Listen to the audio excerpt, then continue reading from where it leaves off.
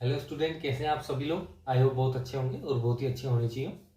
तो आज अपन next abnormality के बारे में डिस्कशन करेंगे, जिसको कहते हैं स्प्लिट कोड मालफॉर्मेशन। स्प्लिट का मतलब होता है दो भागों में अलग अलग टूटना, ब्रेकडाउन होना या दरार पड़ना। और कोड मतलब स्पाइनल कोड, और मालफॉर्मेशन मतलब जब स्पाइनल कोड स्प्लिट हो जाएगी, नॉर्मल की तुलना में अलग अलग होने लगेगी, तो वो एक मालफॉर्मन होता है, वो एक एबनॉर्मलिटी होती है। इसीलिए उसको कहते हैं अपन स्प्लिट कोड मालफॉर्मेशन। तो ये स्पाइनल कोड एनोमली के अंदर देखने को मिलती है। ये कंजेनाइटल एनोमलीज होती है, तो बाई बर्थ बच्चे के अंदर देखने को मिलती है अपने को। अब इसके नोट्स लास्ट वीडियो की तरह अपन लास्ट में रखेंगे। तो अब समझते हैं, अपन कोशिश करते हैं समझने की क्या होता है। तो ये कंजेनाइटल मालफॉर्मेशन होती है। इसमें क्या होता है, जो लंबर रीजन, मान लो ये अपन ने रीजन देखे स्पाइनल कोड के, ये ऊपर गर्दन है, गर्दन के नीचे ये सर्वाइकल, ये थोरेसिक, ये सेक्रल और ये नीचे लंबा। तो क्या होता है, लंबो सेक्रल रीजन मतलब जो लंबा रीजन है उसके ऊपर की तरफ एबनॉर्मलिटी देखने को मिलती है। ये अलग अलग कैटेगरी की होती है, इसके अलग अलग टाइप होते हैं। दो टाइप अपने को इसमें देखने को मिलता है। जो फर्स्ट टाइप होता है उसका नाम होता है डाईएस्टीमेटोमाइलिया कहते हैं। इसके अंदर क्या देखने को मिलता है, जो स्पाइनल कोड होती है वो दो भागों के अंदर बाइफरगेट रहती है, हो रही है। स्पाइनल कोड आ रही है और ये दो भागों के अंदर डिवाइड हो रही है। ये जो बीच में दिख रहा है अपने को, ये बीच में जो स्ट्रक्चर दिख रही है वो वाली स्ट्रक्चर सेप्टम का काम करवा रही है। और सेप्टम का काम करवाने के बाद में क्या होती है, ये इसने इस स्पाइनल कोड को वर्टिब्रे के अंदर ही दो भागों में बाइफरगेट कर दिया है। इसलिए इसको अपन स्पाइनल कोड मालफॉर्मेशन या स्प्लिट कोड मालफॉर्मेशन कहते हैं। जो इस कोड है उसको स्प्लिट कर दिया, दरार पड़ गई बीच में, तो ये मालफॉर्मेशन की कंडीशन देखने को मिलती है। अब अपन देखें इसके नॉर्मल और एबनॉर्मल के, तो अपन पहले देखते हैं अपन नॉर्मल के बारे में। तो नॉर्मल के अंदर क्या देखने को मिलता है, जो नॉर्मल ट्यूब है उसमें ये एक्टोडर्म दिख रही, ये अपने को जो न्यूरल ट्यूब है वो दिखाई दे रही है, और ये अपने को नोट कोड दिख रही। नोट कोड क्या होती है, आगे जाके स्पाइनल कोड का फॉर्मेशन करवाने का काम करवाती है, और ये अपने को न्यूरल ट्यूब दिख रही है। अब ये नॉर्मल है, इसके अंदर स्ट्रक्चर में कोई एबनॉर्मलिटी नहीं। दूसरा जो टाइप अपन ने डिस्कशन किए थे, तो टाइप फर्स्ट है। तो इस टाइप फर्स्ट के अंदर क्या देखने को मिलता है, ये जो नोट कोड है वो नोट कोड क्या होती है, अपने को दो दिखाई दे रही है, बाइफरगेट हो रही। ये बीच में एक अपने को दोनों के अंदर सेप्टम दिखाई दे रहा है जो डिवाइड करवाने का काम करवा रहा है, और दो ये ड्यूरामीटर है, दोनों की ही अलग अलग लेयर कवरिंग है, आउटर कवरिंग। तो ड्यूरामीटर दोनों की अलग होती है। टाइप 2 के अंदर क्या देखने को मिलता है अपने को, टाइप 2 के अंदर सेपरेट ड्यूरा एक ही है, दोनों ड्यूरा इसके अंदर कवर है, और ये अपने को दो नोट कोड दिखाई दे रही है। स्पाइनल कोड अलग अलग दो भागों के अंदर बाइफरगेट हो रखी है जो। तो इसके दो टाइप अपन ने देखे हैं। तो टाइप फर्स्ट के अंदर क्या होता है, टाइप फर्स्ट वाली है उसको डाईएस्टीमेटोमाइलिया कहते हैं अपन। इसके अंदर क्या देखा था अपन ने, इसके अंदर देखा था एक ही ड्यूरामीटर के अंदर दोनों कवर नहीं थे, दोनों सेपरेट सेपरेट दोनों के ड्यूरामीटर थे, और स्पाइनल कोड बाइफरगेट होके देखने को मिला था अपने को।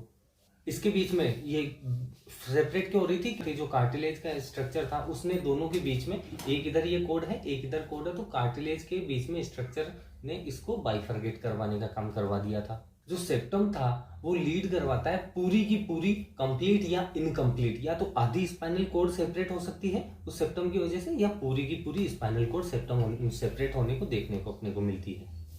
मोस्ट कॉमन जो साइट देखने को मिलती है वो L1 से लेके L3 तक के बीच में देखने को मिलती है, लंबर या थोरेको लंबर रीजन के अंदर। ये लंबर रीजन है और थोरेसिक रीजन है, इन दोनों के बीच में रीजन के अंदर देखने को मिलती है 50% केस में, और 25% केस में E7 to L12 के अंदर अपने को देखने को मिलती है।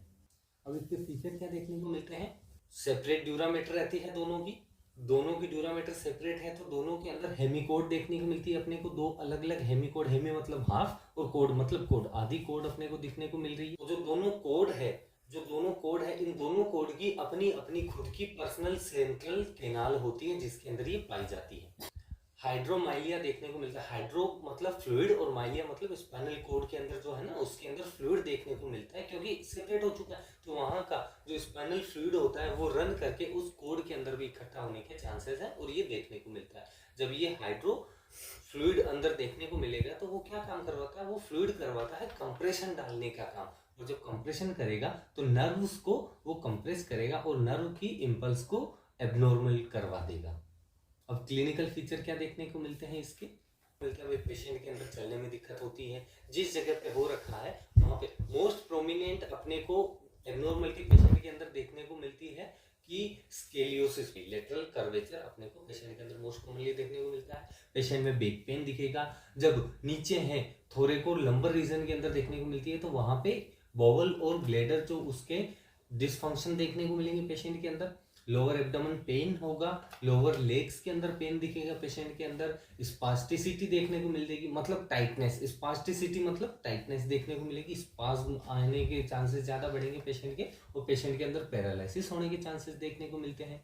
और जिस जगह वो एबनॉर्मलिटी है उस एबनॉर्मलिटी के आसपास में हेयर, बाल के गुच्छे देखने को मिलते हैं।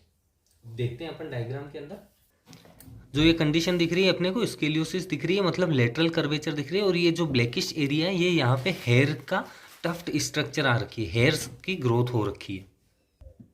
अब जो स्कोलियोसिस देख रहे हैं अपन, उसके टाइप क्या देखने को मिलते हैं। सबसे ऊपर जो रेड कलर में अपने को दिख रही है वो मतलब कौन से वाले रीजन में है, वो थोरेसिक रीजन में है, इसलिए उसको थोरेसिक स्केलियोसिस कहते हैं। दूसरा नीचे लंबर रीजन में है, अगर एबनॉर्मल कर्वेचर तो लंबर वाला कहते हैं। थोरेसिक और लंबर दोनों के अंदर देखने को मिलता है तो उसको थोरेको लंबर कहते हैं।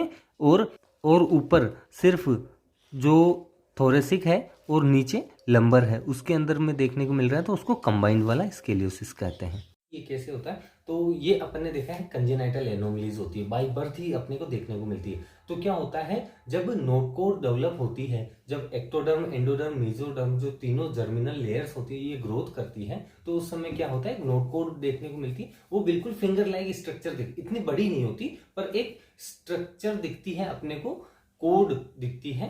तो वो क्या करवाती है, वो आगे चल के स्पाइनल कोड और ब्रेन कोर बनवाने का काम करवाती है। अगर उसी जगह पे जो डेवलपमेंटल स्टेज है उसी जगह पे एबनॉर्मलिटी आने को मिलती है, आसपास की सेल क्या होती है उसके माइग्रेट कर जाती है, एबनॉर्मल सेल का ग्रोथ होने लग जाता है, तो वो वहां पे क्या करवा देता है, बाइफर्केशन करवाने का काम करवाता है। और उस समय क्या होता है कि एक्टोडर्म और एंडोडर्म एक सेपरेट कैविटी बनाने का काम करवाते थे, एक सेपरेट क्रिएट करवाने का काम करवाते थे नोट कोड के अंदर। तो दोनों ही जब अलग अलग हो जाएंगे, दोनों ही क्या करवाते थे, एक सेपरेट न्यूरो एंट्रिक कोड और कैनाल का डेवलपमेंट करवाते हैं। तो जो न्यूरो एंट्रिक कोड और कैनाल है वो आगे चल के अलग अलग हिस्सों के अंदर डेवलप हो जाती है, जिसे ही अपन क्या कहते हैं, जिसे ही अपन स्प्लिट कोड एबनॉर्मलिटी कहते हैं।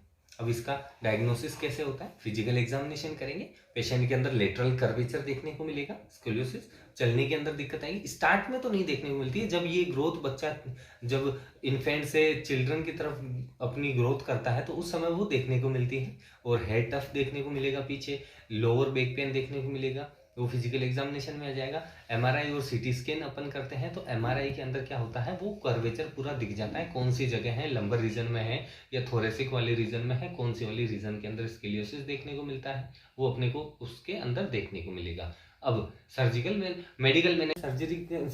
मैनेजमेंट कर सकते हैं, क्योंकि अपने पास दवाइयों से तो इसका कोई इलाज हो नहीं सकता, सर्जरी से इलाज होता। तो सर्जरी से क्या करता है, सर्जन क्या करते हैं, इसका कट करके जो कंप्रेशन आ रखा है उसको डीकंप्रेस करते हैं, और जो बोनी ग्रोथ हो रखी थी दोनों कोड के बीच में, उस कोड को, उस बोनी ग्रोथ को रिमूव करवाने का काम करवाते हैं। तो ये इसका सर्जिकल मैनेजमेंट है।